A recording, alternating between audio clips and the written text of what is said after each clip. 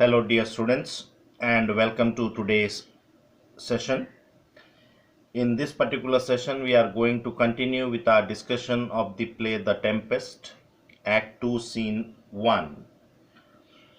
And in the last video, we had discussed that how King Alonso is sad over the supposed loss of his son Ferdinand, and the old wise counselor Gonzalo was trying to comfort the king with his wise words. And a little later, Adrian also speaks positively about the atmosphere of the island. However, Antonio and Sebastian, who are portrayed as a negative character in this particular scene, they mock both at Gonzalo and Adrian, and they do not miss a single opportunity to belittle the statements of Gonzalo and Sebastian. In the last class, we had discussed till that particular part where Gonzalo says that everything on this island appears to be advantageous to life, it is necessary to life. However, Antonio says that it is true, but the fact is the island does not have any means of living. And Gonzalo praises the island, saying that the grass on that island is very luxuriant, strong, and it appears so green. Whereas Antonio belittles this statement of Gonzalo, saying that though the grass may be green, but the ground beneath the grass is no doubt yellowish brown, it is tawny. So we have done till this part, we'll continue from here. So Sebastian, no, he doth but mistake the truth totally. Okay. So Gonzalo is farther away from the truth. And the rarity of it, rarity means the striking quality of it, is that it is beyond credit. It is beyond credit means it is not credible, it is beyond being believed. So what seems exceptional in the statement of Gonzalo, that it is almost incredible. That is what Gonzalo says, that the exceptional quality is that it is incredible, it is almost incredible, beyond credit, his statement. Sebastian, as many vouched rarities are. Now what are vouched rarities? Guaranteed rarities, things which are rare. So things may be guaranteed to be genuine, but people may swear that things to be genuine. There are many rare things which people swear to have seen and to be genuine. Then Gonzalo goes on to describe how they are benefited on having arrived on that island. He praises the island. He says, for example, that our garments, being as they were, drenched in the sea, hold notwithstanding their freshness and glosses, being rather new dyed than stained with the salt water. So though their clothes were completely soaked in sea water, yet they retain their freshness and shine. They have not lost their brightness. The clothes appear as if they were recently dyed than soaked in salt water. So Gonzalo is a very optimistic person with an optimistic bent of mind, and he sees things in an optimistic way. So though the fact that the shipwreck had made them trust the strong waves of the sea, and when they jumped into those waves, their garments got completely soaked. They were thoroughly drenched in the sea water, but still their clothes have retained their freshness, their brightness, their shine, and they appear to have been recently dyed than soaked with the salt water. Then Antonio, you see, he is mocking at Gonzalo. He says, but if but one of his pockets could speak, would it not say he lies? So if you search into the pocket of Gonzalo, one can easily find out that what Gonzalo is doing here, he is simply lying. So why, if we search into the pocket, it would be easy for us to say that it is lie. There one could still find sand in his pocket. Then some bad, oh, yes, or very falsely pocket of his report. Okay. So, or else it may be possible that he may hide his report, hide the fact that he is telling a lie. However, Gonzalo, unaffected by the mockery of Sebastian and Antonio, he continues with his description. He says, according to him, it seems that their garments appear now as new as when they first put them on in Africa, that is, at the marriage of King's beautiful daughter Claribel, who was married to the King of Tunis. So when they had worn those garments for the first time in Tunis, attending the marriage of Claribel to the King of Tunis, at that particular time their garments were new, and now having been washed in the sea water, it appears to be as new as the first time they had worn it. However, Sebastian, it is a sweet marriage, and we prosper well in our return. So he is ironic when he says that it was a very grand wedding and they were prospering well in their return journey. So he blames that it is only for the sake of marriage that they have faced such hardships, which is dealt in detail later. Then Adrian, Tunis was never graced before with such a paragon to their queen. So it is for the first time that the kingdom of Tunis have been graced with such a paragon, a person of matchless qualities to their queen. So Tunis was never before blessed with such a beautiful queen like that of Claribel. And Gonzalo says, not since widow Dido's time. So not since widow Dido's time. So they had not seen a beautiful queen like that of Claribel since the period of widow Dido's time. So here Dido's time, according to a reference is made and the explanation is given in your textbook itself. According to ancient classical mythology, Dido was the queen of Carthage, and she fell in love with Aeneas, who was a warrior and explorer. For a time, all went well, but later Aeneas left the island which he used to visit during the course of his voyage. Now, when Aeneas left that island, Dido felt so heartbroken that she committed a suicide by her burning herself to death. Thus, she is regarded as a symbol of constant but hopeless passion or hopeless love. And the idea that Gonzalo wants to put across here is that Claribel, who is King Alonso's daughter, is a woman of great beauty, just as Dido was. Dido is here called a widow because she was forsaken by her lover Aeneas. And the story of Dido's love is narrated by the Latin poet Virgil in his epic poem, the Aeneid. So the moment Gonzalo says, not since widow Dido's time, Antonio, widow, a plague on that. How came that widow in widow Dido? Okay. So he mocks at Gonzalo, saying that widow, curse it. Okay. A plague on that. May a plague means may it be cursed.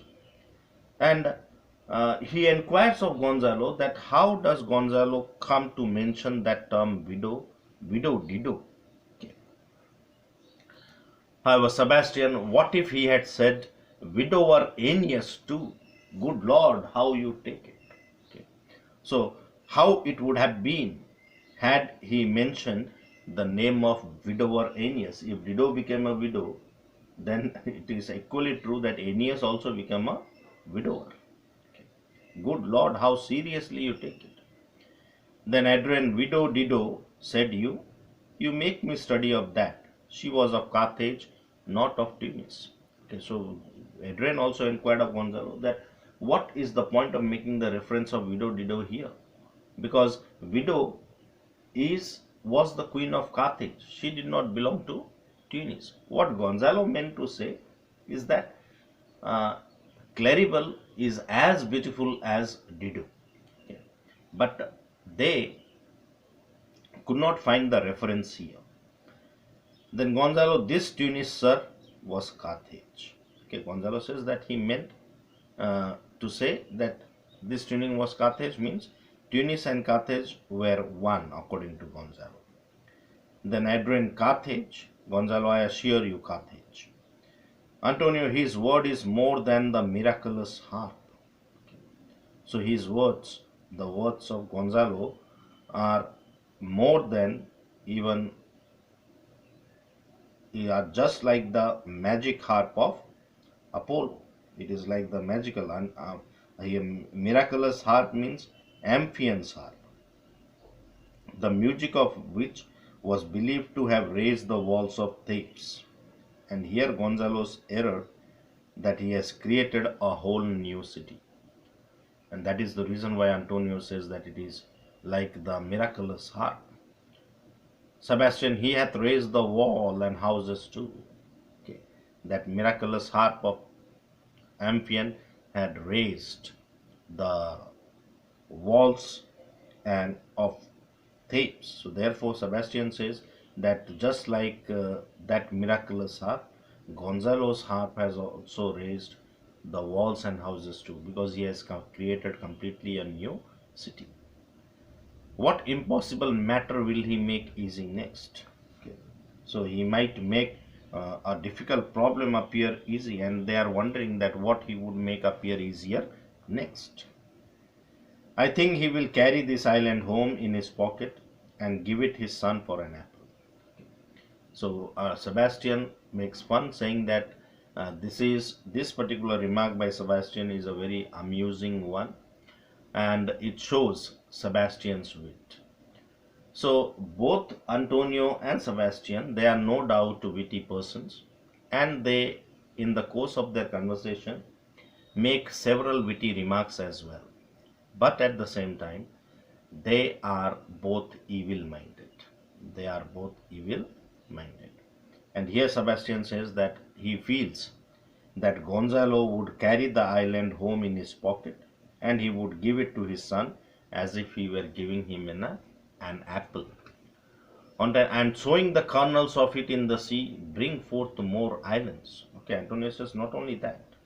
Or it is also possible that while carrying that apple for his son, he might sow the seeds of it in the sea to make another island grow from them, to make many more islands to grow from them.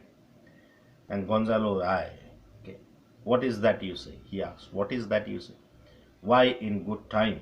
Okay. Sir, we were talking that our garments seem now as fresh as when we were at Tunis at the marriage of your daughter who is now queen. So Gonzalo speaks to Alonso. Antonio, and the rarest that ever came there. Okay, means it is not only that they were talking about their garments, but they were also talking about the fact that Claribel was the best queen that ever lived there in Tunis. Sebastian, bait, I beseech you, widow Dido. Okay, he makes bait, except, okay, a sarcastic reference to Gonzalo's remark of Dido of Carthage. Okay. Oh, widow Dido, widow Dido. Okay, Antonio also repeats. Gonzalo, is it not, sir, my doublet as fresh as the first day I wore it? I mean, in a short. Okay, you know, doublet, the close-fitting body garment that is worn or that are without sleeves. So Gonzalo inquires that is it not the case that his doublet is as fresh as the first day when he wore it for the first time? Then Antonio, that sort was well fished for. Okay. So in a sort, in a sense, he meant, but here Antonio mocks at Gonzalo, saying that yes, that shot was well fished for, it was well shot after. Then Gonzalo, when I wore it at your daughter's marriage. Alonso, you crammed these words into my ears against the stomach of my saints. Now Alonso is in no mood of listening to any of these people. And he says that they are just cramming in the words. They are forcefully thrusting those words into his ears against his wish. He has no inclination to listen to them. And he says that in fact their words go against his wishes, and he wishes that he had never given his daughter in marriage at Tunis. For he believes that it is while returning from the place that he has lost his son. And in a sense, he has lost his daughter too. For now, Claribel is far away from Italy, and they will never see her again. And King Alonso feels even more sad. He says, O thou mine heir of Naples and of Milan, what strange fish hath made his meal on thee? Okay, so he says that, oh, the heir means he laments over the supposed loss of his son Ferdinand, who was going to become the heir of Naples and Milan after the death of King Alonso. And he says that it may be a strange fish that might have had Ferdinand for its meal. So it might, what strange fish might have swallowed him, because Ferdinand is believed to have been drowned in the sea. Now Francisco, who is another courtier, he still tries to comfort King Alonso, saying that, sir, he may live, because he had seen Ferdinand beat against the surges under him. He had seen Ferdinand fighting against the waves and floating on them.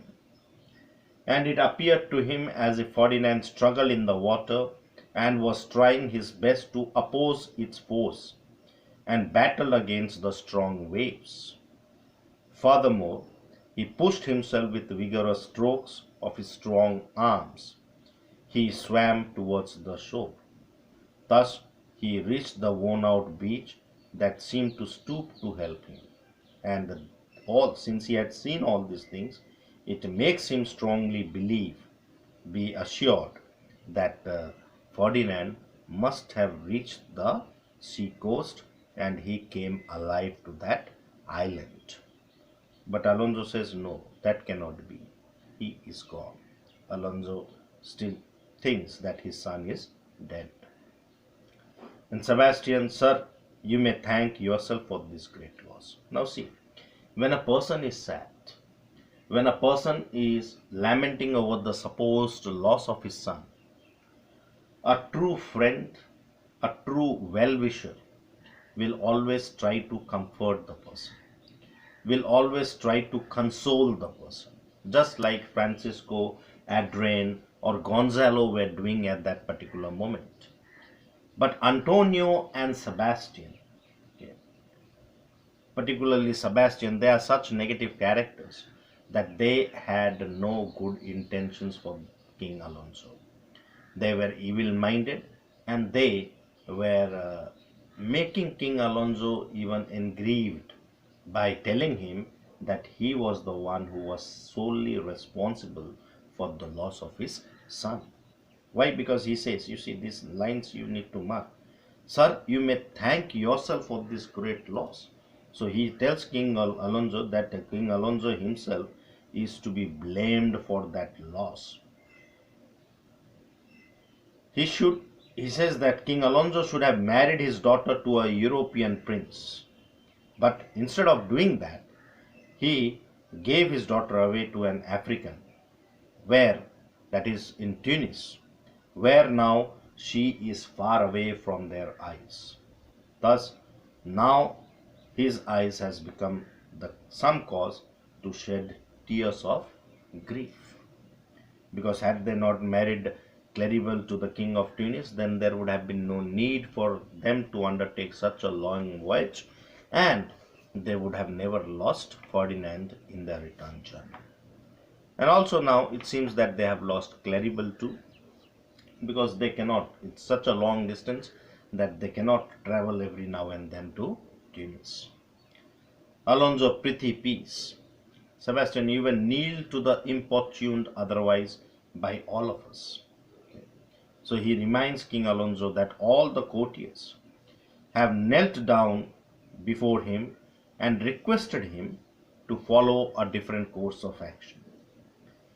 His daughter herself, that is Claribel herself, was divided between unwillingness and desire to obey King Alonso. And she did not know which option to take, whether to marry the King of Tunis or to marry a European prince, because Claribel was unable to decide why she was divided between her unwillingness and her desire to obey King Alonso, between lothness and obedience. And as a result, they have lost Ferdinand, the son of King Alonso, forever. Milan and Naples have more widows made by this enterprise than we have men to console them. In fact, this enterprise, that is the marriage of Claribel with the African prince, it has resulted in more widows in Milan and Naples. Because not only Ferdinand, it is believed that many other sailors have died in their return journey. And all this has happened entirely because of the fault of King Alonso. Now Alonso so is the dearest of the laws, and because of this fault, he has suffered the heaviest loss, that is the loss of his son. However, Gonzalo interrupts and he says, "My Lord Sebastian, the truth that he was speaking doth lack some gentleness."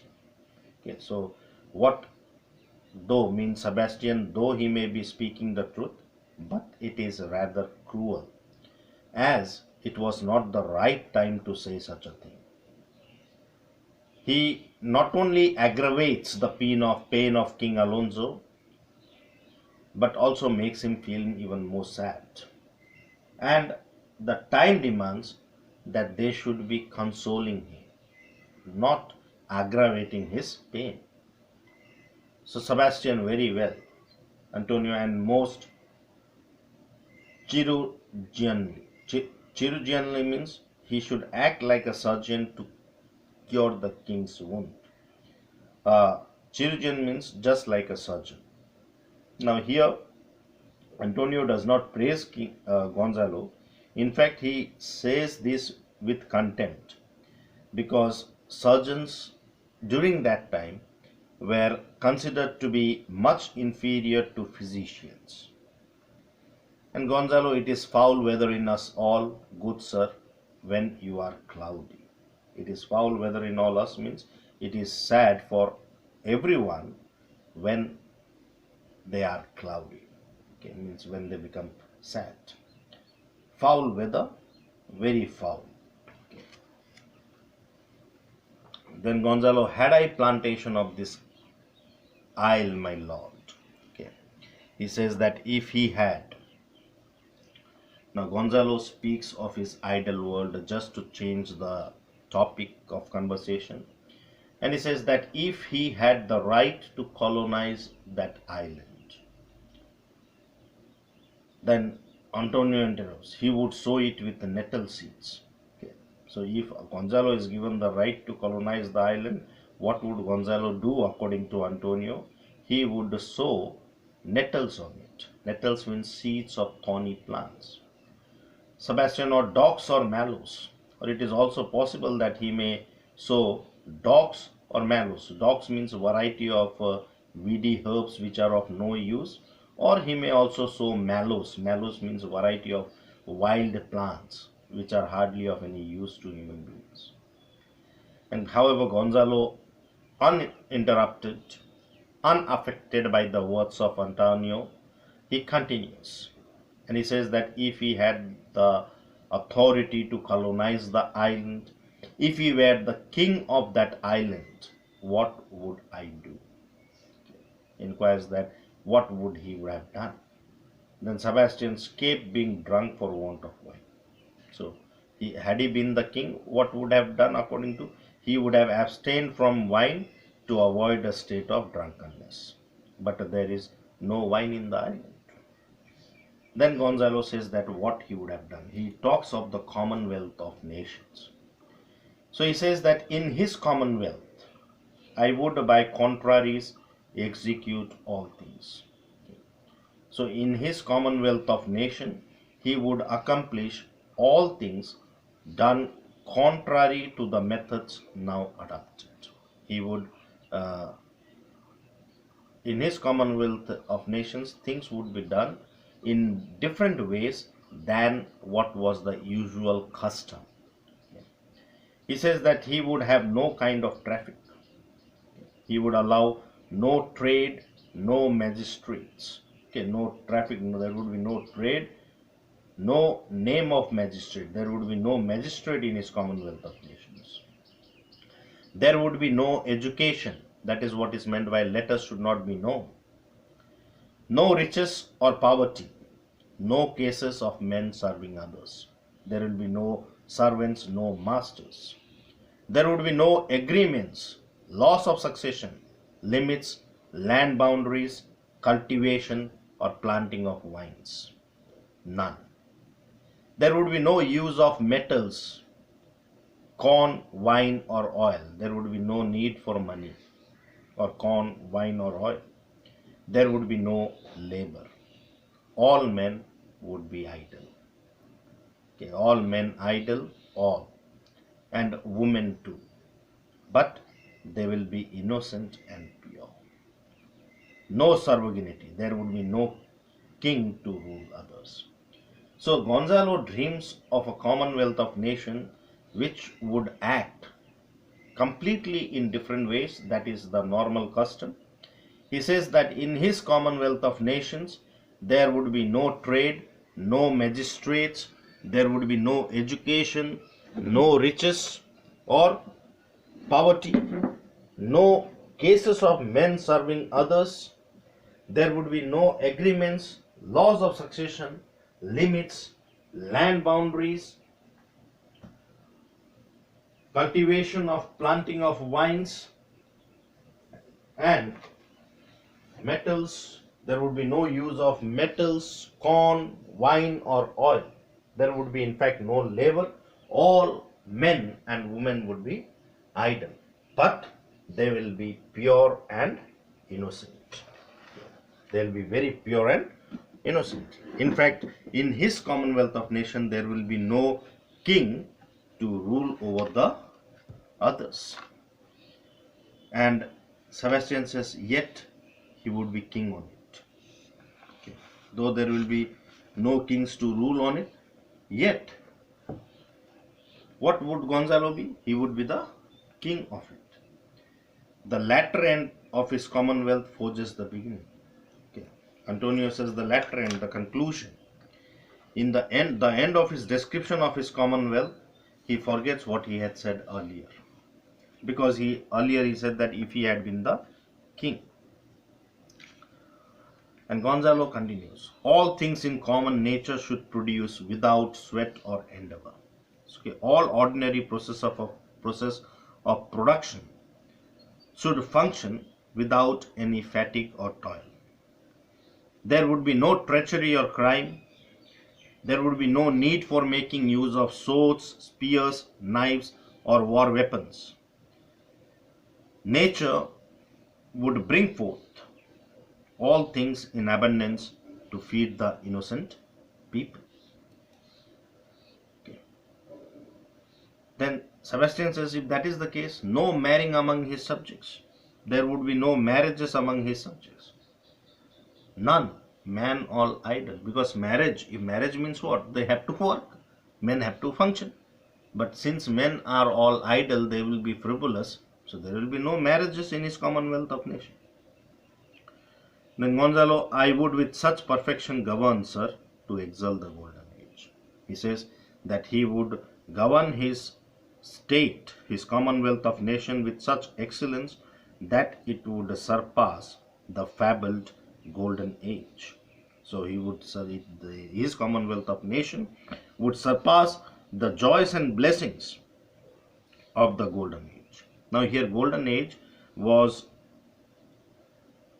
is a reference to the golden age in classical mythology, which was a time of perfect happiness when God Saturn ruled the universe. There was no need for people to work. They merrily danced, enjoyed, and they were completely dependent upon the products of nature.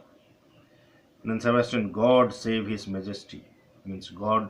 Once again, Sebastian ridicules Gonzalo as he ironically refers to Gonzalo as his majesty, the king. Antonio, long live Gonzalo. Okay. Long live Gonzalo. Gonzalo, and do you mark me, sir?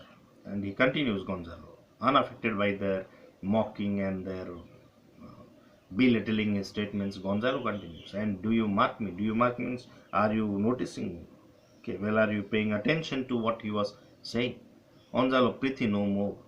Thou dost talk nothing to me.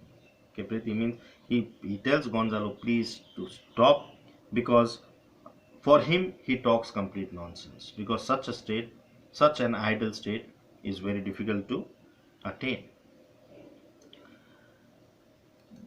Then I do believe your highness, and did it to minister occasion to these gentlemen, who are of such sensible and nimble lungs that they always used to laugh at nothing. So he does believe King Alonso, but he has spoken in this order. He gives a reason that why he talks in such an insensible way. So Gonzalo also admits that it is quite insensible to think of such a commonwealth of nation, but he has spoken in this way in order to provide the two gentlemen there, that is Sebastian and Antonio, an opportunity to laugh, because they have such sensitive lungs that they can laugh at anything. Then Antonio, it is you we laughed at. Okay, so Antonio says that they were not laughing at what Gonzalo was saying. So even more ridiculing Gonzalo, he says that they were laughing at Gonzalo, not on his words. Gonzalo, in this kind of idle talk, he cannot compete with them. He says that in this kind of idle talk, in merry fooling, he cannot compete with Antonio and Sebastian.